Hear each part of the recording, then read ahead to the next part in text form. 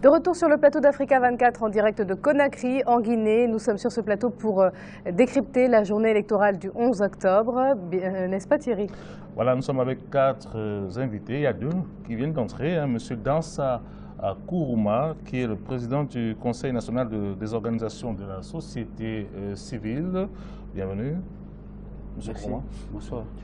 Nous avons Madame Binta Nabé, qui est membre de Femmes et Jeunes de Guinée pour la paix. Société civile, hein? Oui. Bienvenue. Merci. Juste en face de vous, on a toujours M. Kiridi Bangoura du RPG et M. Mohamed Tal de l'UFR. Bienvenue. Merci. Nous avons également nos téléspectateurs qui peuvent réagir à l'adresse suivante guinée2015@africa24tv.com. Nous continuons à lire vos réactions sur cette journée de vote, vos impressions, vos remarques. Et notre envoyé spécial, Serge Kofi, est allé voir comment est-ce que les 2 candidats, M. Sidia Touré de l'UFR et M. Lansana Kouyaté du Parti de l'Espoir pour le développement national, ont pu accomplir leur devoir citoyen ce matin à Conakry.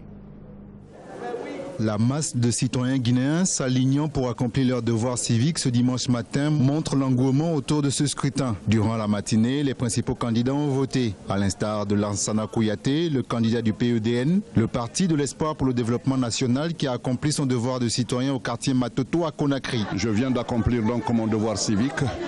Je suis rempli de joie, de fierté et que je sens aussi les pesanteurs d'une élection, somme toute, qui aura des lacunes, c'est certain. Ici, ce que j'entends le plus, c'est qu'il y a beaucoup qui rentrent, qui ne trouvent pas leur nom sur la liste alors qu'ils ont les cartes. Il est trop tôt pour en tirer les leçons. Les leçons, on les tirera lorsque le temps passera et que les erreurs, les anomalies constatées ça et là seront corrigées. J'espère que le peuple de Guinée ne se réveillera pas avec la langue de bois.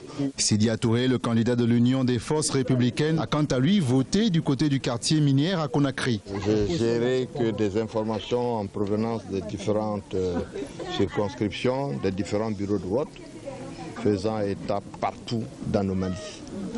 À Forcaria, ce matin, jusqu'à 10 h, il y avait d'enveloppe nulle part. Dans des endroits comme ici, d'ailleurs, c'est le cas. Les noms ne sont pas affichés par ordre alphabétique, donc on peut mettre dans tous nos fiefs 10 à 15 minutes avant de voter, ce qui réduit énormément le nombre de votants. Mais partout, vous avez du matériel électoral qui n'est pas là. On a eu un cas particulier ce matin, comme a signalé, dans la préfecture de Breka, dans la sous-préfecture de Tondon. Le scrutin présidentiel est un nouveau test pour la démocratie guinéenne. À la mi-journée, il est encore difficile d'avoir une idée du taux de participation. Alors, Madame Nabé, comment avez-vous vécu cette journée de vote? Qu'avez-vous ressenti de particulier? Est-ce que vous avez noté des différences par rapport à la dernière élection présidentielle? Votre sentiment? Mes sentiments sont les bons par rapport à la participation surtout des femmes qui sont sorties massivement pour voter, mais aussi leur présence dans la plupart des bureaux de vote, même si le nombre n'est pas le même avec les hommes. Ça, c'est une fierté pour moi, parce que malgré tout ce qui vient de se passer tout dernièrement, cela n'a pas empêché les femmes de sortir massivement depuis 6 h du matin pour aller voter. Ça, c'est très important pour moi. Et le reste, elles ont tenu, malgré qu'il était difficile pour elles de trouver leur nom sur les listes parce que ce n'était pas par ordre alphabétique cette fois-ci. Oui, on nous a expliqué qu'il ça posait problème un peu. Donc la recherche des noms, mais quand cela a été observé que ce n'était pas par ordre alphabétique, mais c'est par numéro se trouvant sur la carte, ça a aidé à corriger certains problèmes au niveau des bureaux de vote que j'ai eu à parcourir ce matin. Donc je pense que dans l'ensemble, c'est ce que je peux dire pour le moment. Monsieur Kourouma, vous en tant que président du Conseil national de l'organisation de la société civile, vous avez déployé combien d'observateurs sur le terrain en Guinée? Je suppose que vous ne êtes pas cantonné uniquement à Conakry. C'est la plus grande mission d'observation nationale, en tout cas déployée par la société civile guinéenne. En termes de nombre, c'était déterminant parce qu'il y a eu 6 000 observateurs, dont 3 000 fixes qui vont assister à toutes les opérations électorales et 3 000 mobiles qui devaient sillonner chacun 3 bureaux de vote. Et c'est un dispositif technique qui a très évolué parce qu'on avait 3 plateformes technologiques, une qui s'occupait des incidents critiques, tout ce qui a été lié à la violence, c'est Guinée Vote 2015, une plateforme professionnelle en matière d'observation, OBS, observation à base statistique, qui permettait de remonter toutes les informations liées à l'ouverture, au déroulement des opérations de vote dans 3 000 bureaux de vote choisis de manière aléatoire, de telle sorte que nous avons déployé aussi bien en milieu rural qu'en milieu urbain. C'est la première fois que nous observons dans toutes les communes rurales du pays. Monsieur Bangoura, alors, quelles sont vos attentes post-journée électorale? Je crois que le peuple de Guinée, les citoyennes et citoyens de Guinée ont montré l'exemple et ont montré la voie. Il est important que les candidats, les partis politiques qui les ont présentés, les soutiens et les sympathisants qui sont autour des candidats puissent garder en mémoire cette leçon active et pacifique du peuple de Guinée. Il est important que les événements qui suivent obéissent à l'empire de la loi et que chacun se conforme à la loi, que chacun utilise les recours légaux qui existent et que chacun soit fair play, comme on le disait ce matin. C'est extrêmement important qu'on apprenne dans ce pays à gagner modestement et aussi parfois à encaisser la défaite avec fair play, avec esprit de progression, avec esprit de continuer à vivre ensemble. J'insiste sur le vivre ensemble, pourquoi? La Guinée n'est pas un pays de conflit. Un pays de conflit ne peut pas faire 50 ans de tensions internes, comme on les a vécues sous tous les régimes jusqu'à présent, sans exploser. Si la Guinée n'a jamais explosé, c'est parce que les tissus, les tissages de la nation sont extrêmement forts. C'est une nation forte et c'est une vieille nation. Il est important que ceux d'aujourd'hui construisent un avenir aussi profond, aussi fécond que le passé que nous avons. Je crois que c'est sur la base d'un état de droit, c'est sur la base de l'esprit de conciliation, c'est sur la base du respect de l'autre que nous allons construire une démocratie viable, une économie prospère, comme la nature nous le permet. Monsieur Tal, je vous ai senti un peu sceptique à l'écoute de M. Bangoura, notamment par rapport à la possibilité qui est après du calme. Est-ce que vous, au niveau de l'UFR, quand même, vous êtes prêt à appeler vos militants à ne pas se donner à la violence au moment où on va donner les résultats? La question n'est pas forcément à ce niveau-là. Bien entendu, l'UFR prônera toujours la paix. Nous allons donc appeler au calme, certainement. La question, c'est qu'il faut que l'on s'entende bien sur une chose. Une élection, c'est quelque chose d'extrêmement sérieux. Lorsque vous avez à organiser une élection, vous devez prendre soin de tout faire correctement, de manière à ne pas créer des frustrations. Aujourd'hui, je l'ai dit tout à l'heure, je vais le répéter, les Guinéens n'ont pas pu voter correctement à cause des faiblesses de la CENI. Pas tous les Guinéens, tout de même. Pas tous les Guinéens. Beaucoup de Guinéens n'ont pas pu voter. J'ai lu un certain nombre de réactions sur ce plateau. Certains ont pu le faire, d'autres... Vous êtes gentil. Merci. Je tiens à apporter un rectificatif tout de même à ce que vous dites. Oui, après vous le ferez. Donc, pas de condescendance, s'il vous plaît, sur ce plateau. Merci. Voilà. Laissez-moi terminer. Merci beaucoup.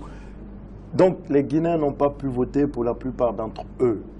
J'ai dit tout à l'heure, 2 chiffres j'ai donnés qui sont vraiment des chiffres qui traduisent une grave réalité. Les bureaux de vote, 20% n'avaient pas de bulletin de vote. 20%.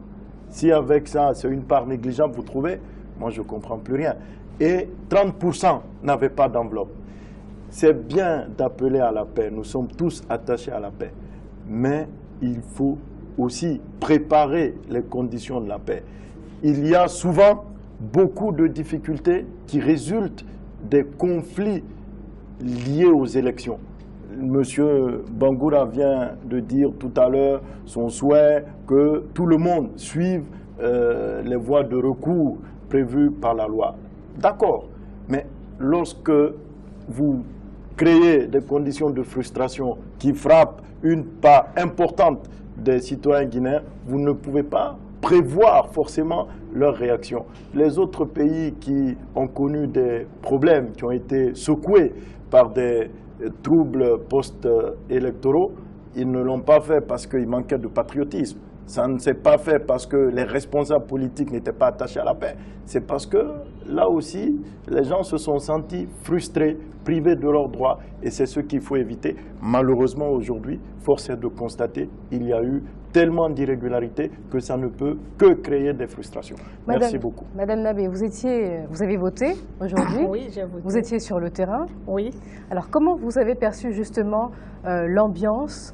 Parce que là, il s'agit de la population, hein, votre ressenti par rapport aux Guinéens sur le terrain. Oui, je pense que l'éducation civique que la société civile est en train de mener depuis un certain temps est en train d'évoluer.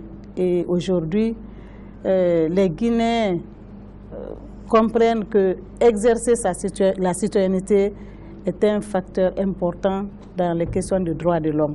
Donc, les populations se sont mobilisées fortement, sont sortis et ont tenu à voter. Ça, cette citoyenneté, nous nous félicitons pour ça, la société civile.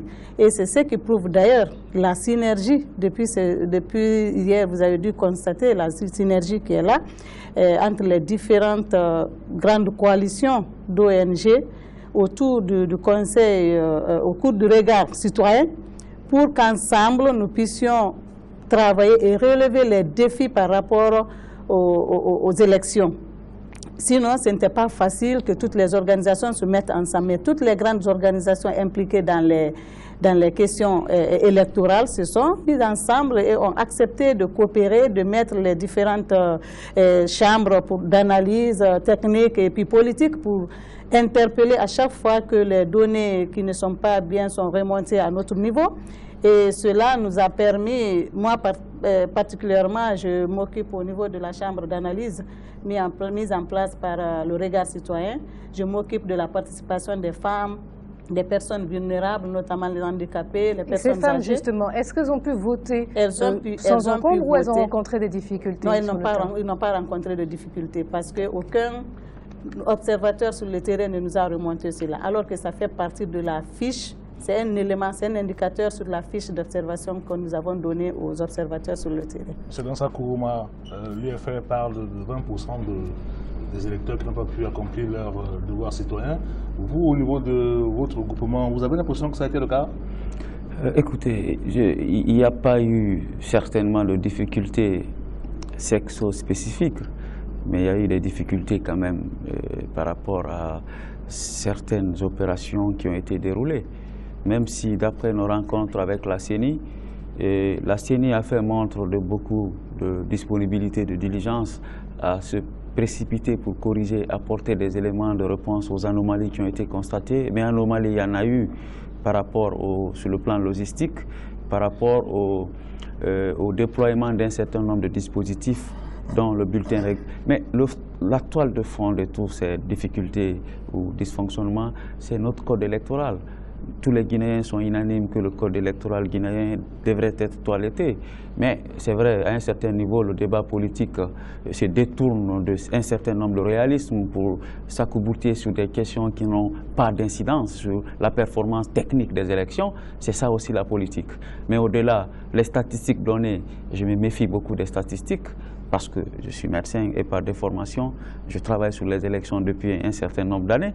Et nous attendons demain à 14 h pour confirmer les statistiques, mais on est encore inférieur à un taux de 5% pour l'instant. Mais qu'à cela ne tienne, la remontée des informations, ça se fait selon un rythme parfois lent. Le réseau téléphonique, parfois, on a des difficultés d'avoir les données à temps, mais je n'ai pas eu l'impression, dans nos déclarations qu'on a tenues les heures passées, que le taux pouvait dépasser, n'est-ce pas, les 5%. Mais qu'à cela ne tienne, permettez-moi de conclure mes propos. Ces élections renvoient aux défis importants que la Guinée doit relever. Nous devons souffrir encore pour qualifier notre système électoral parce que c'est un gaz certain de paix.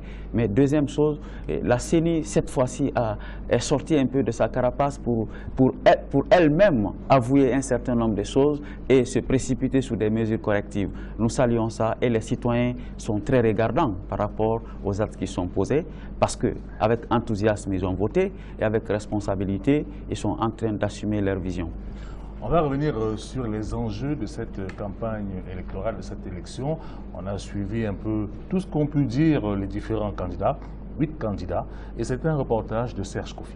3 semaines de campagne monopolisées par le duel Alpha Condé et Cellou Dalein Diallo. Le premier a battu campagne sur son bilan, la mise en service le mois dernier du barrage hydroélectrique de Kaleta, la réforme de l'armée et celle du secteur minier où il y revendique l'assainissement. Les forces de sécurité, c'est la justice et l'administration. C'est les 3 piliers d'un État. Or, quand je suis arrivé, tout le monde sait dans quel état était l'armée guinéenne. Donc ma première préoccupation a été de réformer l'armée. Nous avons réussi une réforme de l'armée. La deuxième, c'est la justice. Tout le monde sait quel était l'état de justice guinéenne. Nous avons détaché les magistrats du statut de la fonction publique, augmenté considérablement leur salaire.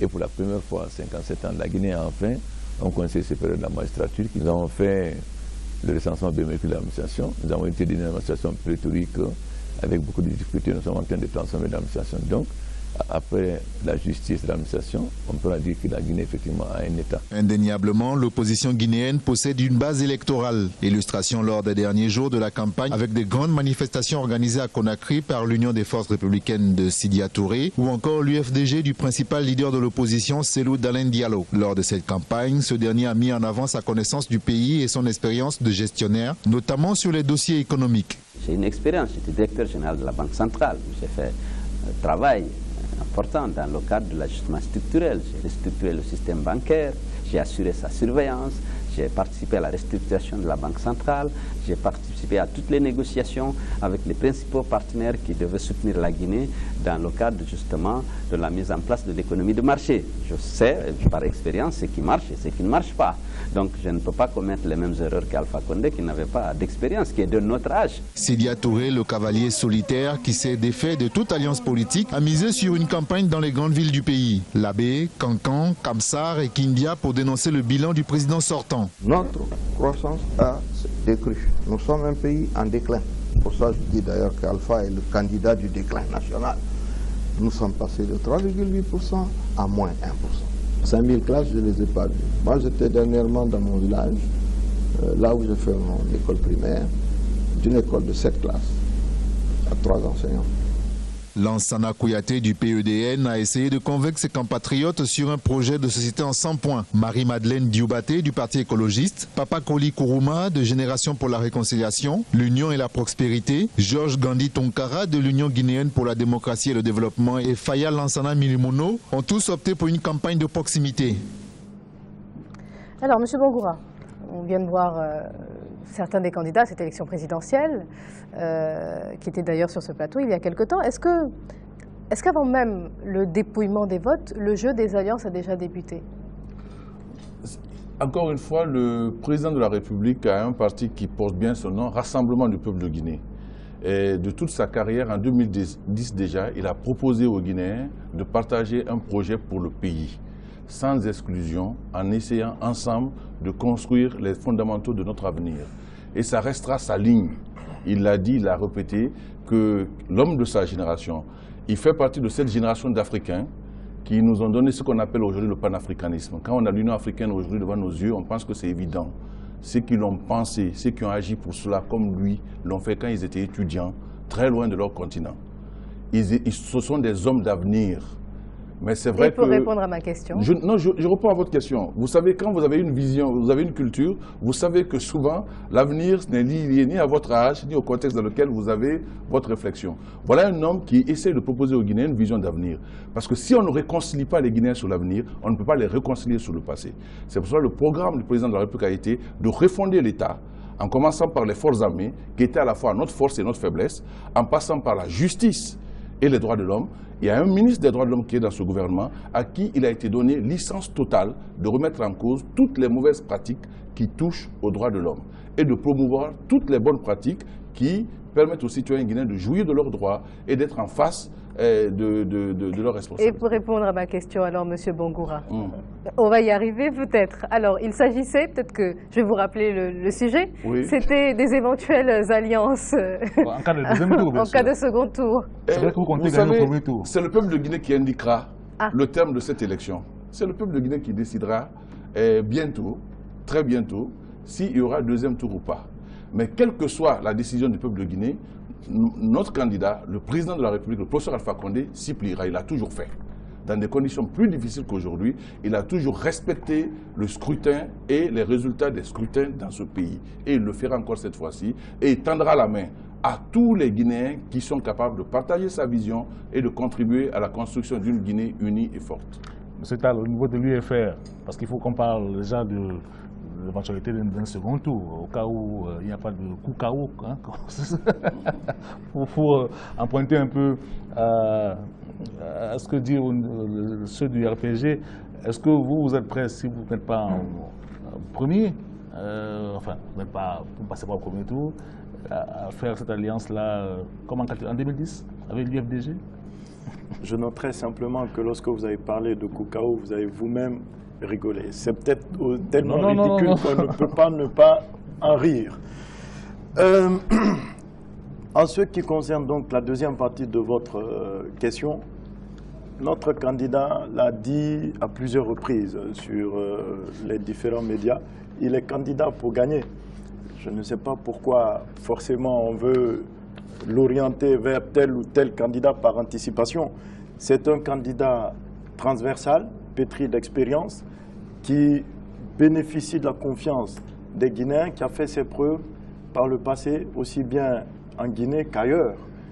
Et aujourd'hui, comme il a eu l'occasion de le dire, il est celui qui correspond le mieux à l'homme de la situation. L'homme de la situation pour la Guinée aujourd'hui, c'est celui qui est capable à la fois de rassembler les Guinéens, de faire en sorte que les Guinéens arrivent à pacifier leur cohabitation, et ensuite celui qui est capable, de par sa vision, de par ses compétences, de par sa capacité intrinsèque et de par l'équipe qui l'entoure, d'impulser une nouvelle dynamique, de relancer le pays, de le mettre sur la voie du développement. Donc, pour ces raisons-là, aujourd'hui, il s'est engagé dans ce processus avec la ferme conviction qu'il sera le vainqueur final et qu'il sera le futur président de la Guinée. Monsieur Kourouma, d'après vous, alors, à l'issue du premier ou du second tour, d'ailleurs, on ne sait pas encore, pensez-vous qu'il faille en Guinée un gouvernement, par exemple, d'union nationale, ou en tout cas un gouvernement où pouvoir et opposition seraient représentés, ou alors il faudrait continuer éventuellement avec un seul président, soit issu de l'opposition, soit issu du pouvoir après ce scrutin? Les défis qui nous interpellent nous commandent aujourd'hui assez de responsabilité, de vision. Un gouvernement d'union nationale autour des sensibilités et des compétences, mais pas un gouvernement d'union politicienne.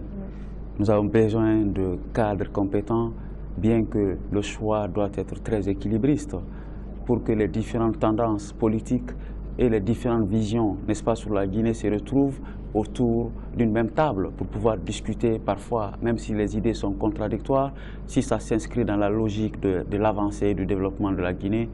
Je crois que la société civile guinéenne a soif d'un gouvernement de ce genre. Nous avons tout essayé en Guinée, gouvernement de large consensus, gouvernement d'ouverture, je ne sais pas encore, mais nous voulons un gouvernement équilibré. Je crois que les choix politiques sont plus forts si ça prend en compte l'ensemble des visions, en tout cas des acteurs qui pensent pour le bien de ce pays. Nous voulons, pour la Guinée, que notre classe politique soit mue par cette volonté indéfectible qu'elle est constamment redevable vis-à-vis des citoyens guinéens qui ont payé le plus lourd tribut, n'est-ce pas, de l'évolution de la Guinée vers une démocratie beaucoup plus participative. Madame Nabé, je suppose que vous, au niveau de votre organisation, les femmes et les jeunes, pour vous, c'est un point très important et vous souhaitez évidemment que le prochain président puisse donner beaucoup plus de place, même de vision et de visibilité à ces deux composantes de la société. Ce qui est déplorable, c'est que chaque gouvernement ou bien chaque homme politique, nous avons écouté dans les campagnes. Tout le monde dit, d'abord le président sortant a dit, j'ai dédié mon mandat de mon quinquennat aux femmes et aux jeunes. Mais il y a combien de personnes comme ministres? Il n'y a que 4 femmes ministres. Sur combien sur près de 40 ministres, si je ne me trompe, M. Kiridi est là. Il n'y a que 4 femmes. 4 sur 30, donc la parité n'est pas respectée. Voilà. Et même les partis politiques, combien ont présenté les femmes sur leur liste électorale? Que ce soit au niveau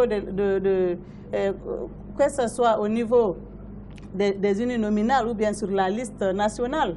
Donc, ils vont nous rendre compte.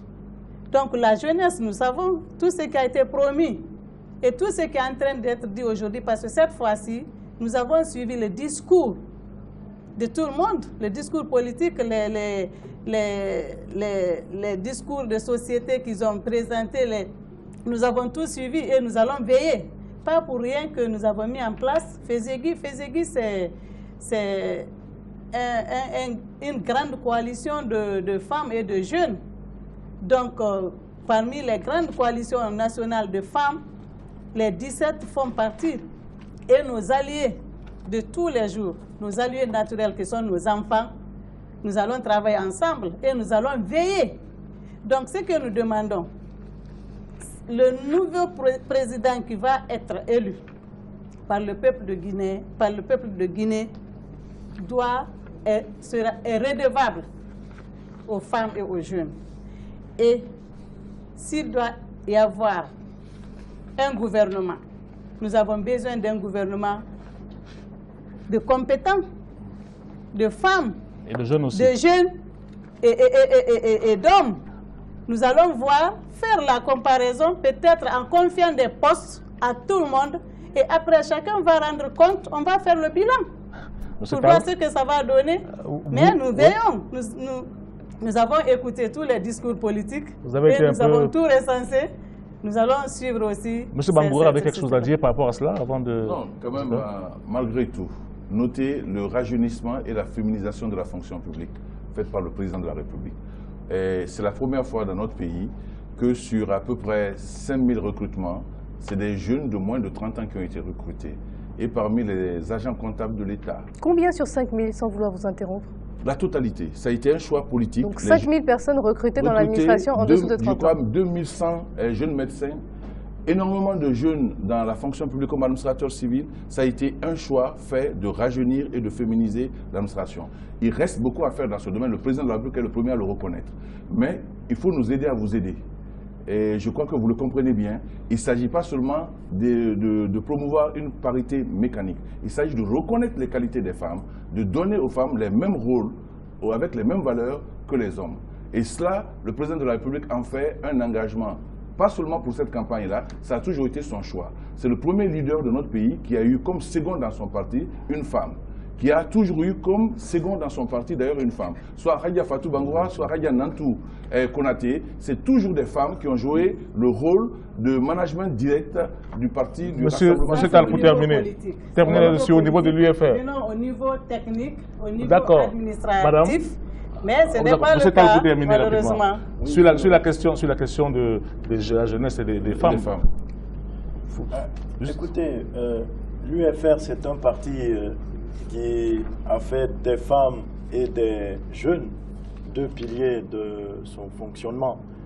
Ce sont des priorités pour nous et nous sommes un des rares, sinon le seul parti qui a respecté à la lettre le quota de 30% sur la liste de l'élection législative en 2013. Nous avons à la tête de ces structures-là des personnalités assez fortes qui font vraiment du bon travail et qui défendent bien les intérêts des femmes et des jeunes. Ce que je voudrais dire pour terminer, c'est qu'il faut renforcer les capacités des femmes. Comme a dit si bien M. Bangoura, il ne faudrait pas appliquer mécaniquement la parité, parce qu'il faut que le système aussi fonctionne. Il faut aider les femmes à assumer avec comment vais-je dire ça, efficacité des fonctions qu'on doit leur confier. Merci, mesdames et messieurs, d'avoir participé à cette troisième partie du débat. Et nous allons marquer une courte pause. On se retrouve juste après pour la dernière partie de cette grande soirée électorale en direct de Conakry, en Guinée, et sur Africa 24. Merci à vous.